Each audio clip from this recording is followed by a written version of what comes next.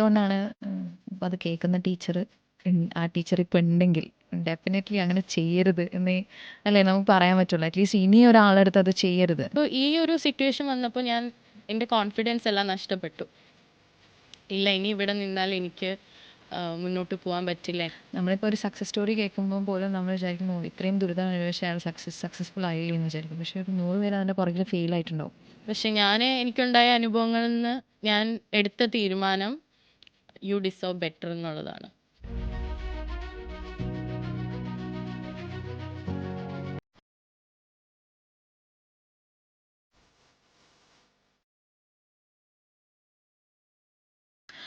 ഈ ചൈൽഡ്ഹുഡ് എന്ന് പറഞ്ഞോണ്ടേ, ചെറുപ്പകാലത്തിലെ ശ്രീലക്ഷ്മി എങ്ങനെയായിരുന്നു? വയു സോ ബബ്ലി എങ്ങനെയായിരുന്നു? പുറകിലേക്ക് ഓർത്തെടുക്കുമ്പോൾ കുട്ടിക്കാലം എങ്ങനെ ഓർത്ത്? എനിക്ക് ഓർക്കാൻ ആഗ്രഹമില്ലാത്ത പീരീഡാണ് ചൈൽഡ്ഹുഡ്. ചൈൽഡ്ഹുഡിൽ അങ്ങനെ നല്ലതായിട്ടുള്ള ഓർമ്മകളൊന്നും ഇല്ല, ഒന്നും ഉണ്ടായിട്ടില്ല. So are you comfortable sharing it? Of course. എന്തായിരുന്നു ആ സ്ട്രഗിൾസ്? ഇപ്പം വേറെ ഒന്നും കൊണ്ടല്ല, ഇപ്പം എൻ്റെ അടുത്ത് ചോദിച്ചാലും എനിക്കത്ര ഹാപ്പി ഒന്നുമല്ല എൻ്റെ ചൈൽഡ്ഹുഡ്. പക്ഷേ when we talk about what we have gone through, അപ്പുറത്തിരിക്കുന്ന ഒരുപാട് ആളുകളുണ്ടാവും, ചിലപ്പോൾ പുറത്ത് ഇത് കേൾക്കുന്ന ആളുകളുണ്ടാവും. അവർക്ക് ചിലപ്പം നമ്മൾ പോലും അറിയാതെ ചിലപ്പോൾ ഒരു സപ്പോർട്ട് സിസ്റ്റം ആയിരിക്കും. ഞാൻ മാത്രമല്ല, എല്ലാവർക്കും ഇങ്ങനത്തെ അനുഭവങ്ങളുണ്ട് എന്നവർ ചിന്തിക്കുമ്പോൾ ചിലപ്പോൾ അവർക്കൊരു സമാധാനമായിരിക്കും. എനിക്ക് അറിഞ്ഞൂടാ. അപ്പം അതുകൊണ്ടാണ് ഞാൻ ചോദിച്ചത്, if you comfortable, like how is your childhood? And എൻ്റെ ഞാനുമായി അടുത്ത് നിൽക്കുന്ന ആളുകൾക്കൊക്കെ ഇതിനെക്കുറിച്ച് അറിയാം. പക്ഷെ ഞാനിങ്ങനെ പബ്ലിക്ലി ഡിസ്ക്ലോസ് ചെയ്യുന്നത് ആദ്യമായിട്ടാണ്. എന്നാൽ പോലും ആരെയും ഞാനിതിൽ ബ്ലെയിം ചെയ്യാനായിട്ട് ആഗ്രഹിക്കുന്നില്ല. എനിക്ക് ജീവിത സാഹചര്യങ്ങൾ ഉണ്ടായതിന് ഞാൻ ഒരാളെയും കുറ്റപ്പെടുത്തില്ല. കാരണം എൻ്റെ ലൈഫിൽ കടന്നു വന്നിട്ടുള്ള മനുഷ്യർ അങ്ങനെയൊക്കെ ആയതിൽ അവരുടേതായ ജീവിത സാഹചര്യങ്ങൾ കാരണമായിട്ടുണ്ടാകാം. And I do respect their life too. So childhood എന്ന് പറയുമ്പോൾ വളരെയധികം ഡൊമസ്റ്റിക് വയലൻസ് ഉള്ളൊരു വീട്ടിലാണ് ഞാൻ ജനിച്ചിട്ടുള്ളത്.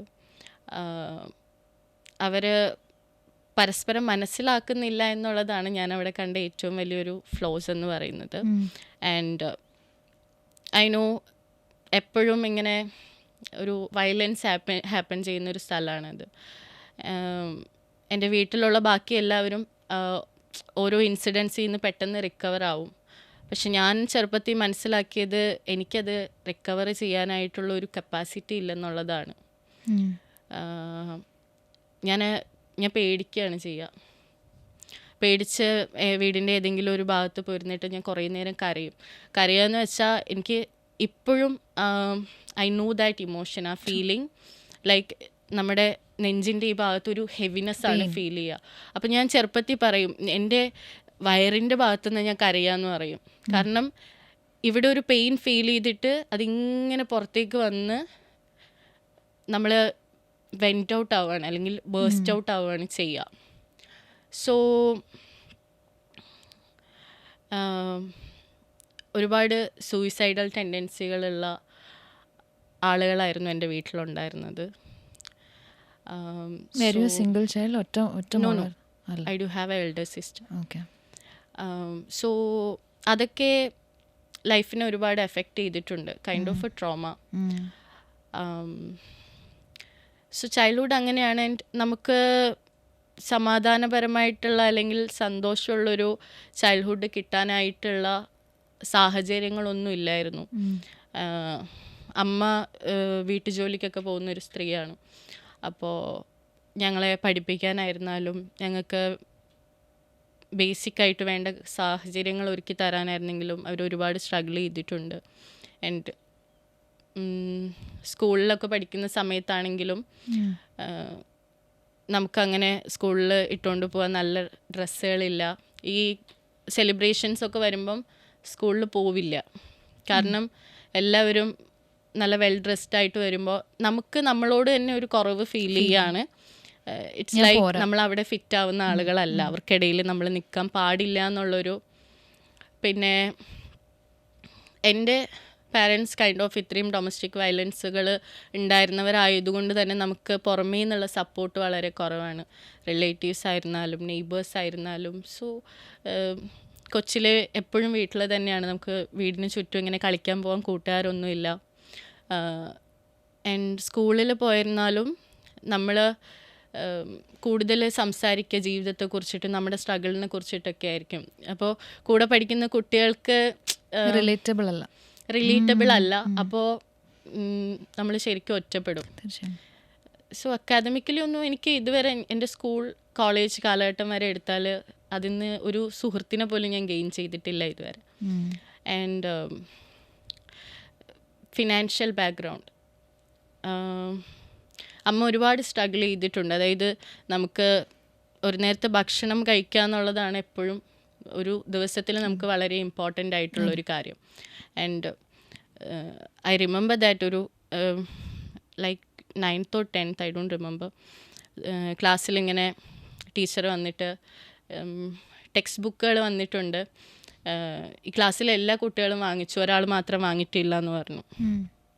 അപ്പോൾ ഞാൻ എണീറ്റ് നിന്നിട്ട് പറഞ്ഞു, ടീച്ചർ ഞാനാണത് വാങ്ങാത്ത ആളെന്ന് പറഞ്ഞു.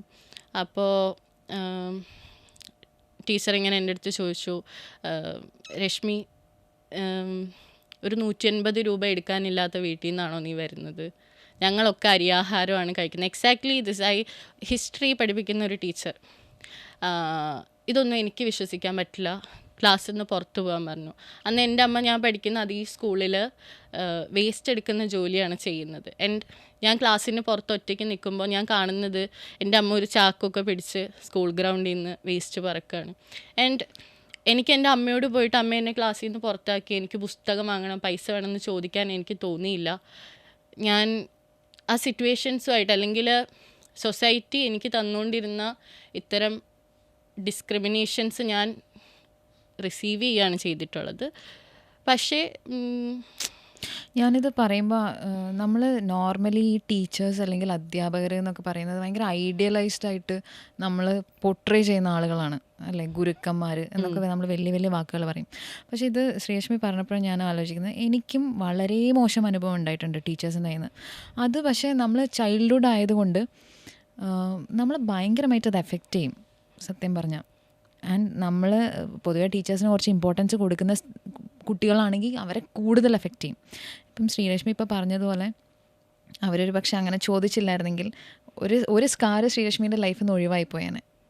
പക്ഷേ എനിക്കിന്നും അറിഞ്ഞൂടാ എന്തുകൊണ്ടാണ് ഇപ്പോൾ അത് കേൾക്കുന്ന ആ ടീച്ചർ ഇപ്പോൾ ഉണ്ടെങ്കിൽ ഡെഫിനറ്റ്ലി അങ്ങനെ ചെയ്യരുത് എന്നേ അല്ലേ നമുക്ക് പറയാൻ പറ്റുള്ളൂ. അറ്റ്ലീസ്റ്റ് ഇനി ഒരാളെടുത്ത് അത് ചെയ്യരുത്. അപ്പോൾ അവർ റിയലൈസ് ചെയ്യുന്നുണ്ടാവില്ല അവർ പറയുന്ന വാക്ക് എത്രത്തോളം അപ്പുറത്തിരിക്കുന്ന കുട്ടീനെ ഹേർട്ട് ചെയ്യുന്നുണ്ട് എന്നുള്ളത്.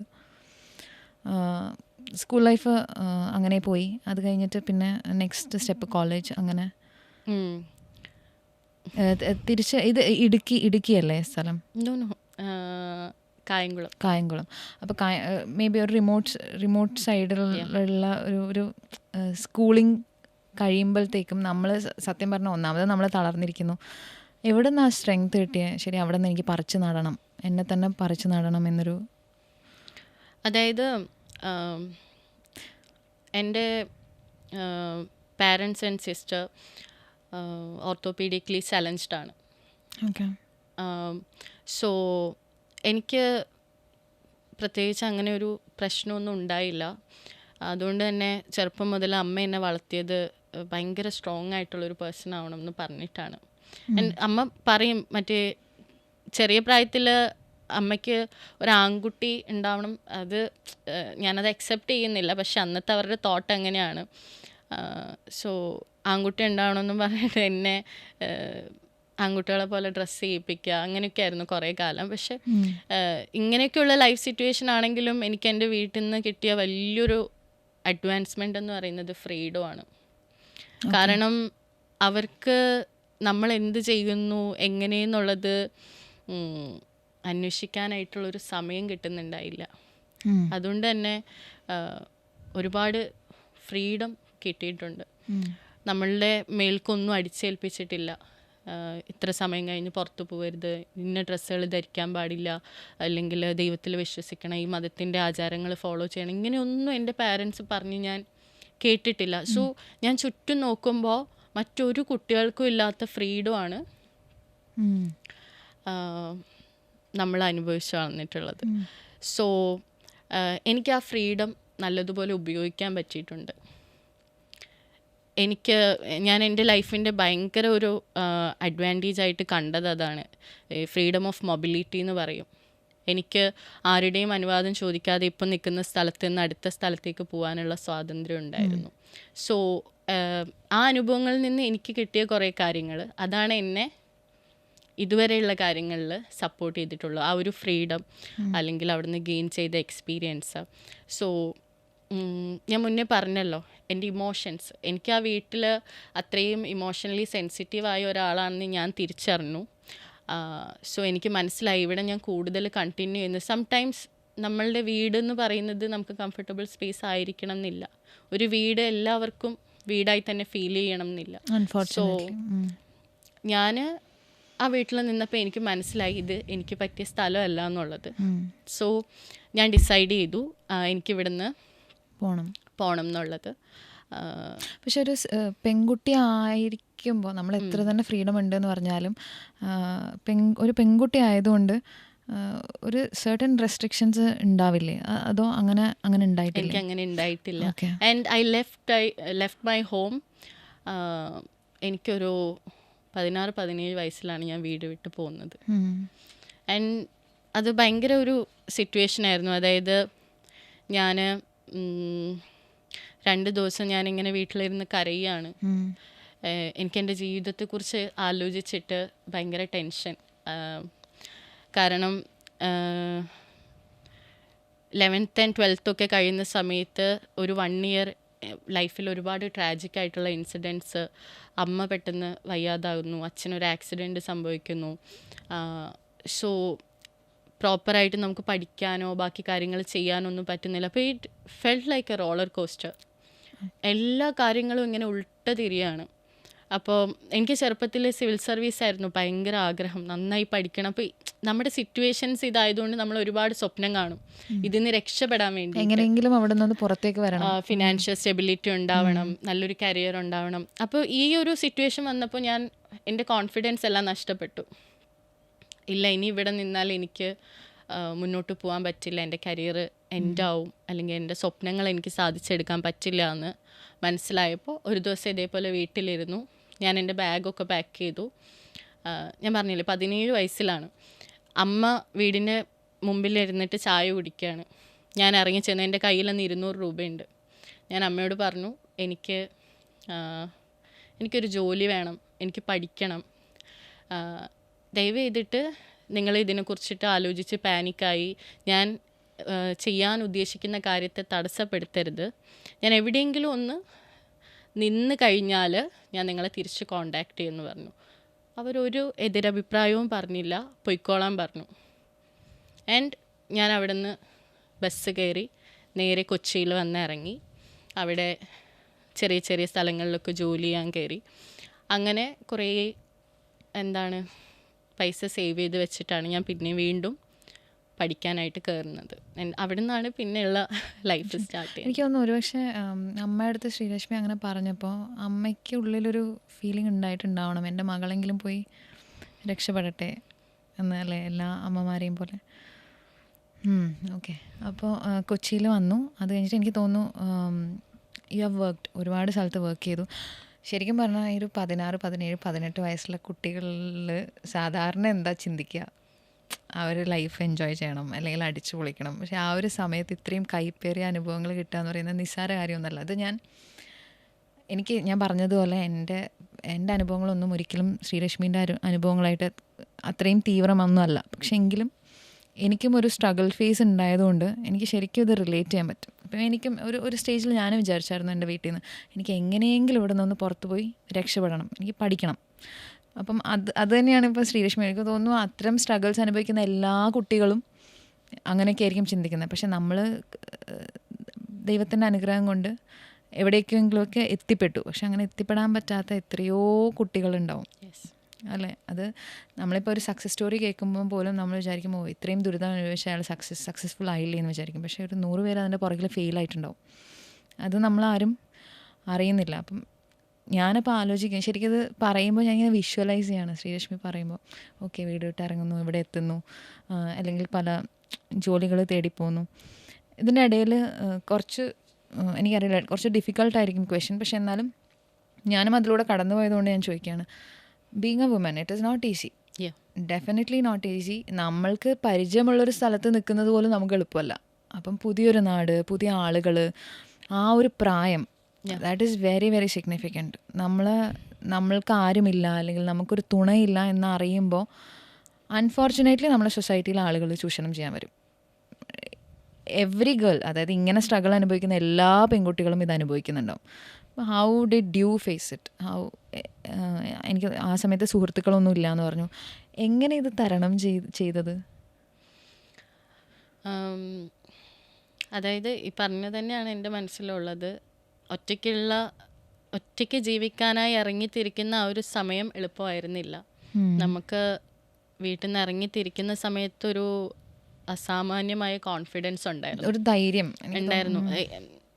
ഇത് നമുക്ക് വളരെ എളുപ്പമാണ്, നമ്മൾ ഏത് സ്ഥലത്ത് പോയാലും ജീവിക്കാൻ നമുക്ക് പറ്റും എന്നൊരു കോൺഫിഡൻസ് എനിക്കുണ്ടായിരുന്നു. പക്ഷേ ഇവിടെ എത്തിയതിന് ശേഷമുള്ള ലൈഫ് അങ്ങനെ ആയിരുന്നില്ല. ഫോർ മീ, എനിക്ക് എൻ്റെ പ്രിയോറിറ്റികളെന്ന് പറയുന്നത് കിടക്കാൻ സേഫായിട്ടുള്ളൊരു സ്ഥലം, കഴിക്കാനുള്ള ഭക്ഷണം, ഇതിന് ഞാൻ ഒരുപാട് കഷ്ടപ്പെട്ടിട്ടുണ്ട്. പിന്നെ പ്രധാനമായിട്ടും ഒരു സ്ത്രീ ഒറ്റയ്ക്ക് ജീവിക്കാൻ ഇറങ്ങിത്തിരിക്കുമ്പോൾ ഏറ്റവും വലിയ ചലഞ്ചിങ് ആയിട്ട് വരുന്നത് അബ്യൂസുകളാണ്. തീർച്ചയായിട്ടും ഒരുപാട് അബ്യൂസുകൾ ഉണ്ടായിട്ടുണ്ട്. ആൻഡ് അമ്മ എപ്പോഴും പറഞ്ഞു തരും, ഡിഫെൻഡ് ചെയ്യാൻ ശ്രമിക്കണം എന്ന്. ഏത് സ്ഥലത്ത് പോയാലും അങ്ങനെ ഒരു അബ്യൂസ് ഉണ്ടാവാൻ സാധ്യതയുണ്ടായാൽ നിൻ്റെ മാക്സിമം എത്രയാണോ അത്രയും നീ ഡിഫെൻഡ് ചെയ്യാൻ ശ്രമിക്കണം. And that what I use to do every time. So എനിക്കൊരു വർക്ക് സ്പേസ് കംഫർട്ടബിൾ ആയിരുന്നില്ല, ഞാൻ പോയി നിൽക്കുന്ന സ്ഥലങ്ങൾ കംഫർട്ടബിൾ ആയിരുന്നില്ല. ആൻഡ് ഒരുപാട് ഇൻസെക്യൂരിറ്റീസാണ് നമുക്ക് നമ്മുടെ ചൈൽഡ്ഹുഡ് തന്നിട്ടുള്ളത്. ഇപ്പോൾ പറഞ്ഞില്ലേ, നമ്മളെ സംരക്ഷിക്കാൻ നമ്മുടെ കൂടെ ആരുമില്ല. ആൻഡ് ഇതാണ് നമ്മുടെ ഓപ്പോസിറ്റ് നിൽക്കുന്നവരുടെ ഒരു എന്താ പറയുക, അവർക്കതാണ് വേണ്ടത്.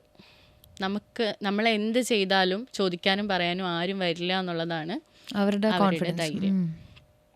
സോ ഇവിടെ വന്നതിന് ശേഷം ഇപ്പോൾ ചിലപ്പോൾ സുഹൃത്തുക്കളുടെ വീട്ടിലായിരിക്കും താമസിക്കുന്നത്, അല്ലെങ്കിൽ നമ്മൾ ഈ ഒരു സ്ട്രഗിളിനിടയ്ക്ക് ആരെങ്കിലുമൊക്കെ കണ്ടുമുട്ടും. അപ്പോൾ ഇവരൊക്കെ നമ്മളെ സഹായിക്കാനും സ്നേഹിക്കാനും മാനിപ്പുലേറ്റ് ചെയ്യാനും ഒക്കെ ശ്രമിക്കും. അതിൽ നിന്ന് ഒരുപാട് മോശപ്പെട്ട അനുഭവങ്ങൾ ഉണ്ടായിട്ടുണ്ട്. ഡിസ്ക്രിമിനേഷൻസ് ഒരുപാട് ഉണ്ടായിട്ടുണ്ട്. ഇവിടെ വരുന്ന സമയത്ത് ഇങ്ങനെ ഡ്രസ്സ് ചെയ്ത് ഈ മേക്കപ്പൊക്കെ ഇട്ട് ഇങ്ങനെയൊന്നും അല്ല വന്നിറങ്ങുന്നത്. സോ ആളുകൾക്ക് നമ്മളെ കാണുമ്പോൾ തന്നെ കൂട്ടാൻ പറ്റില്ല എന്നുള്ളൊരു രീതിയാണ്.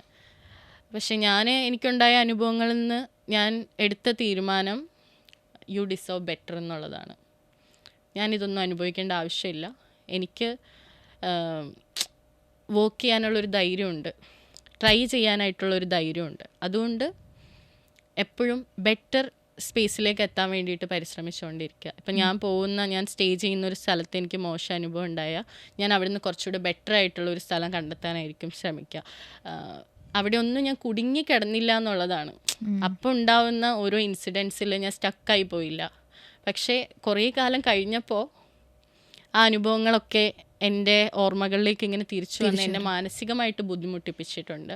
പക്ഷേ ആ സ്ട്രഗിൾ ചെയ്തുകൊണ്ടിരിക്കുന്ന സമയത്ത് എനിക്ക് എന്തോ ഒരു വാശി, ചോരത്തിളപ്പ് എന്നൊക്കെ പറയുന്ന പോലെ ഞാൻ ഒരിടത്ത് നിന്നു കൊടുത്തില്ല, ഇങ്ങനെ ഓടിക്കൊണ്ടിരിക്കുകയായിരുന്നു. പക്ഷെ സംഹൗ ഞാൻ ഒരു പീസ്ഫുൾ ആയിട്ടുള്ള ഒരു സ്ഥലത്ത് എത്തി സ്റ്റേബിളായിട്ട് നിന്നു എന്നുള്ളതാണ് ഇപ്പോൾ ഞാൻ കാണുന്ന ഒരു പ്ലസ് പോയിന്റ്. പക്ഷേ ആ അനുഭവങ്ങൾ നമുക്കിങ്ങനെ തികട്ടി വരും. ആൻഡ് ഞാൻ അതിന് ഒരു പരിഹാരം കാണാൻ ശ്രമിക്കുന്നത് അതേ അനുഭവത്തിലൂടെ നമ്മുടെ മുമ്പിൽ മറ്റാരെങ്കിലും സ്ട്രഗിൾ ചെയ്യുന്നുണ്ടെങ്കിൽ അവരെ സേവ് ചെയ്യുക എന്നുള്ളതാണ്. ബിക്കോസ് നമുക്കത് മനസ്സിലാവും. ഇപ്പോൾ ഇതേ സാഹചര്യത്തിൽ നിന്നൊക്കെ വരുന്ന പെൺകുട്ടികളുണ്ട്. അപ്പോൾ നമ്മൾ ജീവിതത്തിൻ്റെ ഈ യാത്രയിൽ അങ്ങനെയുള്ളവരെ കണ്ടുമുട്ടുകയാണെന്നുണ്ടെങ്കിൽ അത് നമ്മൾ പറഞ്ഞില്ലേ, നമുക്ക് കിട്ടാത്ത സംരക്ഷണം അത് ഞാൻ ഉറപ്പ് വരുത്താനായിട്ട് ശ്രമിക്കാറുണ്ട്. അത് എനിക്ക് തോന്നുന്നു ഈ അനുഭവങ്ങളിലൂടെ പോയതുകൊണ്ടായിരിക്കും ഒരുപക്ഷെ മറ്റൊരാളെ ജഡ്ജ്മെൻ്റലായിട്ട് കാണാതിരിക്കാൻ ശ്രീലക്ഷ്മിക്ക് പറ്റുന്നത്. എനിക്ക് തോന്നുന്നു ഇപ്പോൾ ഒരാളുടെ അടുത്ത് പോയിട്ട് നമ്മളുടെ വിഷമം പറഞ്ഞാൽ ഡെഫിനറ്റ്ലി നമ്മൾ ജഡ്ജ്ഡ് ആവും. എൻ്റെ പേഴ്സണൽ അനുഭവം അങ്ങനെയാണ്. ജഡ്ജ്ഡ് ആവും, അല്ലെങ്കിൽ നമ്മൾ മുദ്ര കുത്തപ്പെടുകയാണ് ഇങ്ങനെ ഒരാളാണ് എന്നുള്ളത്. പക്ഷേ നമ്മളുടെ പുറകിൽ അങ്ങനെ ഒരാളെ ആക്കി മാറ്റിയത് എന്ത് അനുഭവമെന്ന് ആരും ചിന്തിക്കുന്നൊന്നുമില്ല. ഞാനത് പറഞ്ഞപ്പോഴാണ് ഞാൻ ശ്രീലക്ഷ്മീൻ്റെ ഇൻസ്റ്റാഗ്രാം പോസ്റ്റിൽ ഞാനിങ്ങനെ ശ്രീലക്ഷ്മി എഴുതിയതാണെന്ന് തോന്നുന്നു, തോൽപ്പിക്കാൻ നിങ്ങൾക്ക് ഇത്രയും വാശിയുണ്ടെങ്കിൽ ജീവിച്ച് കാണിക്കാൻ എനിക്ക് എത്ര വാശിയുണ്ടെന്ന് നിങ്ങളൊന്ന് ആലോചിച്ച് നോക്കുമെന്ന്. അത് ആക്ച്വലി ആരോടാണ് പറഞ്ഞിട്ടുള്ളത്? സമൂഹമാണോ, അതോ നമ്മളുടെ ചുറ്റുമുള്ള ആളുകളാണോ, അതോ വേണ്ടപ്പെട്ട ആളുകളാണോ, ആരോടാ? ചിലപ്പോൾ അത് എന്നോട് തന്നെ ആയിരിക്കും. ഞാൻ എവിടെയോ വായിച്ചൊരു കാര്യമാണ്, നമ്മുടെ ഏറ്റവും വേസ്റ്റ് ആയിട്ടുള്ള ഒരു എനിമിയോട് നമ്മൾ ഫോർഗീവ് ചെയ്യാൻ ശ്രമിക്കുക, അപ്പോൾ നമുക്ക് കുറച്ചുകൂടി ഈസി ആയിട്ട് ജീവിതത്തിൽ മുന്നോട്ട് പോകാൻ പറ്റുമെന്ന്. ഞാൻ കണ്ടിട്ടുള്ള ആ ഒരു എനിമി ഞാൻ തന്നെയാണ് എൻ്റെ ജീവിതത്തിൽ. എന്താണ്, മറ്റുള്ളവർക്ക് നമ്മളെ ഹേർട്ട് ചെയ്യാൻ പറ്റുന്ന എന്തുകൊണ്ടാണ്? നമ്മൾ അലോ ചെയ്തിട്ടാണ്. എക്സാക്ട്ലി. സോ എൻ്റെ ആ ഒരു കാര്യത്തിൽ എൻ്റെ ശത്രു എന്ന് പറയുന്നത് ഞാൻ തന്നെയാണ്. എൻ്റെ മൈൻഡിനെ, എൻ്റെ തോട്ട്സിനെ ഞാൻ കൺട്രോൾ ചെയ്യാൻ പഠിക്കുക എന്നുള്ളതാണ്. ഈ അനുഭവങ്ങൾ ഞാൻ എടുക്കണോ, ഈ ട്രോമ ഞാൻ എടുക്കണോ, ഇങ്ങനെയുള്ള ആളുകളെ ഞാൻ എൻ്റെ ലൈഫിൽ അലോ ചെയ്യണോ? സോ എന്നോട് തന്നെയായിരിക്കും പറയുന്നത്, തോൽപ്പിക്കാൻ നീ ഇത്രയും ശ്രമിക്കുന്നുണ്ടെങ്കിൽ ജീവിക്കാൻ എനിക്ക് എത്ര വാശിയുണ്ടാവും. ഈ ഏത് പോയിന്റിലാണ് ഇങ്ങനൊരു ആശയം വന്നത്? കൂട്ട്, അല്ലെങ്കിൽ ഇങ്ങനെ ഞാനൊരു ഒരു സ്പേസ് ഉണ്ടാക്കിയെടുക്കണം ബാക്കിയുള്ളവർക്ക് വേണ്ടി എന്ന് ഇങ്ങനെ ചിന്തിക്കാൻ എപ്പോഴാണൊരു സ്പേസ് ശ്രീലക്ഷ്മിക്കായിട്ട് കിട്ടിയിട്ടുള്ളതെന്ന് ഞാൻ ആലോചിക്കുന്നത്. കാരണം ഇത്രയും ബാക്ക് ടു ബാക്ക് സ്ട്രഗിൾസ് അനുഭവിച്ചുകൊണ്ടിരിക്കുമ്പോൾ നമ്മൾ അതിൽ നിന്ന് പുറത്തു വരാനേ ശ്രമിക്കുള്ളൂ. പക്ഷെ ആ സമയത്തും മറ്റൊരാളെക്കുറിച്ച് ചിന്തിക്കുക, എന്തായിരുന്നു അതിൻ്റെ മോട്ടിവേഷൻ? അല്ലെങ്കിൽ എപ്പോഴായിരുന്നു അങ്ങനെ ഒരു തോട്ട് പ്രോസസ്സ് വന്നത്? ഞാൻ ഈ പറയുന്ന കോവിഡിൻ്റെ സമയത്ത്, ലോക്ക്ഡൗണിൻ്റെ സമയത്ത് ഞാൻ എൻ്റെ ഏറ്റവും മോശപ്പെട്ട അവസ്ഥയിലൂടെയാണ് കടന്നുപോയത്. കാരണം ഞാൻ മാത്രമല്ല, എല്ലാവരും, ഈ ലോകം മുഴുവൻ നമ്മളെല്ലാവരും ഐസൊലേറ്റഡ് ആവുകയാണ്. ഒരു മുറിക്കുള്ളിൽ ചുറ്റുമുള്ള ആരെയും കാണാൻ പറ്റാതെ, സംസാരിക്കാൻ പറ്റാതെ ഐസൊലേറ്റഡ് ആയിരിക്കുന്ന സമയത്ത് ഞാൻ എപ്പോഴും മനസ്സിലാക്കിയിട്ടുള്ളൊരു കാര്യമാണ്, മനുഷ്യർ ഒറ്റയ്ക്കിരിക്കുമ്പോൾ ഒന്നും ചെയ്യാനില്ലാത്തപ്പോഴാണ് ഏറ്റവും കൂടുതൽ ചിന്തിച്ചു കൂട്ടുന്നത്. ഞാൻ അതുപോലെ ആ സമയത്ത് ഈ പറഞ്ഞ ഞാൻ എൻ്റെ ജീവിതത്തിൽ അനുഭവിച്ച സകല കാര്യങ്ങളെയും കുറിച്ച് ഇരുന്ന് ചിന്തിക്കാൻ തുടങ്ങി. ഇതൊക്കെ ഒരു പെയിനായിട്ട് എൻ്റെ ഉള്ളിൽ ഫോം ചെയ്യാൻ തുടങ്ങി. ആൻഡ് വൺ ഡേ ഞാൻ ഭയങ്കര ഡിഫിക്കൽട്ടായിട്ടുള്ളൊരു ഫേസിലൂടെ പോയി. കാരണം ഞാൻ എൻ്റെ ലൈഫ് എക്സ്പ്ലോർ ചെയ്തിട്ടുണ്ടോ എന്ന് ചോദിച്ചാൽ, എനിക്ക് കിട്ടിയ സ്വാതന്ത്ര്യം കൊണ്ട് ഞാൻ ഒരുപാട് കാര്യങ്ങൾ എക്സ്പ്ലോർ ചെയ്തിട്ടുണ്ട്. ആൻഡ് ഈ പറഞ്ഞ പോലെ അന്ന് എൻ്റെ മുമ്പിൽ പർപ്പസ് ഓഫ് ലൈഫ് എന്നൊരു ക്വസ്റ്റ്യൻ വരുമ്പോൾ എനിക്ക് ആൻസർ ഇല്ലായിരുന്നു. ഞാൻ എന്തിനു വേണ്ടി ജീവിക്കുന്നു എന്നുള്ളൊരു തോട്ട് എനിക്കുണ്ടായിരുന്നു. എക്സാക്ട്ലി ഒരു ദിവസം എനിക്ക് വേണ്ട, ഇനി മുന്നോട്ട് പോവണ്ട എന്നുള്ളൊരു തോട്ട് വന്നു. ഞാൻ അങ്ങനെ ഒരു ഗിവ് അപ്പ് ചെയ്യാം എന്നുള്ളൊരു സ്റ്റേജിൽ നിൽക്കുന്ന സമയത്ത്, ആ ഒരു തോട്ടിൽ നിൽക്കുന്ന സമയത്ത് ഞാൻ പെട്ടെന്ന് ഒരു ബുക്കും ഒരു പേനയും കയ്യിലെടുത്തു. എന്നിട്ട് ഐ യൂസ് ടു റൈറ്റ്. എന്തൊക്കെയോ ഞാൻ ആ ബുക്കിൽ ഇങ്ങനെ എഴുതുകയാണ്. അതിൻ്റെ അർത്ഥം എന്ന് വെച്ചാൽ, ഞാൻ ആ ബുക്കിൽ എഴുതുന്ന കാര്യങ്ങൾക്ക് മീനിങ് ഒന്നുമില്ല, പക്ഷെ ആ പെന്ന് ആ ബുക്കിൽ നിന്ന് എടുക്കാൻ പാടില്ല. ഞാൻ എൻ്റെ തോട്ടിനെ മാറ്റാൻ വേണ്ടിയിട്ടൊരു ആക്ടിവിറ്റിയിൽ എൻഗേജ് ആവുകയാണ്. ആൻഡ് എനിക്ക് അപ്പോൾ ഉണ്ടായ ആ ചിന്തയെ പാസ് ചെയ്ത് പോകാൻ വേണ്ടിയിട്ട് ഞാൻ സമയം കൊടുത്തുകൊണ്ടിരിക്കുകയാണ്. I felt like something will happen. ഇതിന് ഞാൻ പുറത്ത് വരും എന്നുള്ളൊരു രീതിയിലാണ് നിൽക്കുന്നത്. കാരണം ഒറ്റയ്ക്കാണ്, ഒരാളും ഇല്ല. എന്നെ ആ സമയത്ത് ഐ ട്രൈ ടു കോൾ എൻ്റെ സുഹൃത്തുക്കളെന്ന് അവകാശപ്പെടുന്ന ആളുകളെയൊക്കെ ഞാൻ വിളിക്കാനും കമ്മ്യൂണിക്കേറ്റ് ചെയ്യാനും ഒക്കെ ശ്രമിക്കുന്നുണ്ട്. ഒരു ഓപ്ഷനും ഇല്ല. ഇത് ഭയങ്കര ഒരു സ്ട്രേഞ്ചായിട്ടുള്ള അവസ്ഥയാണത്. ആ സമയത്ത് എനിക്കൊരു സുഹൃത്തിൻ്റെ ഫോൺ കോൾ വന്നു. അപ്പോൾ ഞാൻ അവനോട് പറഞ്ഞു, എടാ ഐ മീൻ എ ട്രബിൾ, എന്നെ സഹായിക്കണം. അപ്പോൾ അവൻ എന്നോട് പറഞ്ഞു, നീ കോള് ഡ്രോപ്പ് ചെയ്യരുത്, ഞാൻ അവിടേക്ക് വരാമെന്ന് പറഞ്ഞു. ആൻഡ് അവൻ പെട്ടെന്ന് അവിടെ വന്നു, എന്നെ വീട്ടിൽ നിന്ന് കൂട്ടിക്കൊണ്ടുപോയി. പുറത്ത് പോയി ഇരുന്നിട്ട് എറൗണ്ട് വെളുപ്പിന് ഒരു 3 മണി 4 മണി വരെ ഞാൻ പറയുന്ന കാര്യങ്ങൾ കേട്ടുകൊണ്ടിരിക്കുകയാണ്. അവേഴ്സ് ആൻഡ് അവേഴ്സ് ഞാൻ കരഞ്ഞുകൊണ്ട് മാത്രം ഇരിക്കുന്നുണ്ട്. ആൻഡ് അവനതിന് തിരിച്ചു പറഞ്ഞു തരാൻ അവൻ്റെ കയ്യിൽ സൊല്യൂഷൻ ഒന്നുമില്ല. പക്ഷേ അത്രയും നേരം എൻ്റെ കൂടെ ഒരാൾ എന്നെ ഇരുന്ന് കേൾക്കുകയും എല്ലാം കഴിഞ്ഞിട്ട് ഇതേപോലെ തോളിലിങ്ങനെ പാറ്റ് ചെയ്തിട്ട് പറയണം എവറിത്തിങ് വിൽ ബി ഓക്കെ. ഇത് ലൈഫിൻ്റെ ചില സമയത്തെ നമ്മുടെ മുമ്പിൽ വരുന്ന ചലഞ്ചസ് ആണ് ഇതൊക്കെ. പക്ഷെ സംഹൗ നമ്മളിത് ഓവർകം ചെയ്യും. ഇത്രേ അവൻ എന്നോട് പറഞ്ഞിട്ടുള്ളൂ. പക്ഷെ അവിടുന്ന് ഞാൻ എൻ്റെ ലൈഫിനെ റിക്കവർ ചെയ്തു. ആൻഡ് ആ ഒരു സൗഹൃദം എൻ്റെ ജീവിതത്തിൽ ഉണ്ടാക്കിയൊരു മാറ്റമുണ്ട്. അവിടുന്ന് ഞങ്ങളിങ്ങനെ പുറത്തൊക്കെ പോയിട്ട് കുറേ സമയം ഇരിക്കും. അങ്ങനെ ഇതേപോലെയുള്ള കുറച്ച് സുഹൃത്തുക്കളെ എനിക്ക് കണ്ടുപിടിക്കാൻ പറ്റി. ആ സുഹൃത്തുക്കൾ വന്നപ്പോൾ ഞാൻ തിരിച്ചറിഞ്ഞൊരു കാര്യം ഈ നോൺ ജഡ്ജ്മെൻ്റൽ എന്നുള്ളൊരു വാക്കാണ്. ഇവർ വളരെ ഓപ്പൺനെസ്സോട് കൂടിയിട്ടാണ് ചുറ്റുമുള്ള മനുഷ്യരെ കാണുന്നത്. അവരിൽ ഞാൻ കണ്ട വലിയൊരു ക്വാളിറ്റി അതാണ്. ഞാനിങ്ങനെ ഭയങ്കര ഒബ്സർവൻ്റ് ആയിട്ടുള്ള ഒരാളാണ്. എല്ലാ കാര്യങ്ങളും ഒരുപാട് നേരം ഇങ്ങനെ ഒബ്സർവ് ചെയ്തുകൊണ്ടിരിക്കും. സോ ഇവരെ ഒബ്സർവ് ചെയ്തപ്പോൾ എനിക്ക് കിട്ടിയ ഒരു പോയിൻ്റാണത്. ഇവർ കാണുന്ന ഒരു മനുഷ്യനെ ജഡ്ജ് ചെയ്യുന്നില്ല, സ്നേഹത്തോടെ സ്വീകരിക്കുന്നുണ്ട്, എന്നാൽ ഒരു കയ്യകലം കീപ്പ് ചെയ്യുന്നുണ്ട്, അതായത് ഒരു ബൗണ്ടറി കീപ്പ് ചെയ്യുന്നുണ്ട്.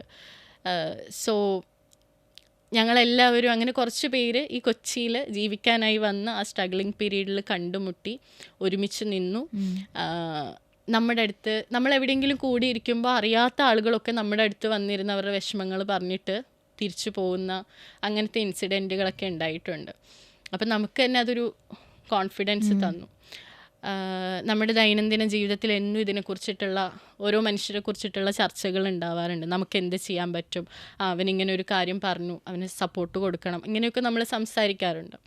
ആൻഡ് കൂട്ട് പെട്ടെന്ന് സ്റ്റാർട്ട് ചെയ്യാനായിട്ടുള്ളൊരു കാരണം എന്നോട് ഇതേപോലെ ഒരു സുഹൃത്ത് ഒരു ദിവസം ഇൻസ്റ്റഗ്രാമിൽ മെസ്സേജ് അയച്ചു.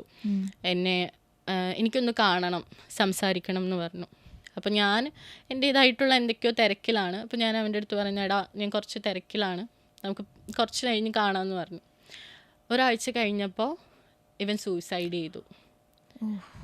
അപ്പോൾ എനിക്ക് ഉണ്ടായ ഒരു ഇമോഷൻ, മേ ബി ഞാൻ അവനൊരു സ്പേസ് കൊടുത്തിരുന്നെങ്കിൽ, എനിക്ക് അവനെ സേവ് ചെയ്യാൻ പറ്റുമെന്ന് ഞാൻ പറയുന്നില്ല, പക്ഷേ ആ ഒരു ചാൻസ് അവന് കിട്ടിയിരുന്നെങ്കിൽ ചിലപ്പോൾ അവൻ ഇപ്പോഴും ജീവിച്ചിരുന്നേനെ. ആൻഡ് ആ ഒരു 2 വീക്സ് നമ്മൾ പലയിടത്തുനിന്നും ഇങ്ങനെയുള്ള ന്യൂസുകളാണ് കേൾക്കുന്നത്.